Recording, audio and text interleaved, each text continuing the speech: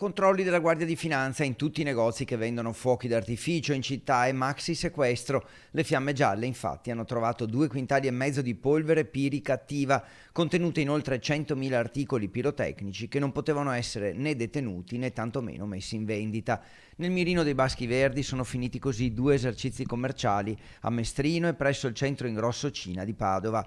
È emerso dagli accertamenti che i 2 gestori avevano accumulato notevoli scorte di magazzino e così è stata verificata in entrambi i casi una gestione irregolare di questa quantità di fuochi, riscontrando l'assenza di idonee precauzioni. In particolare le confezioni erano state abilmente nascoste dietro le scatole di altri prodotti altamente infiammabili.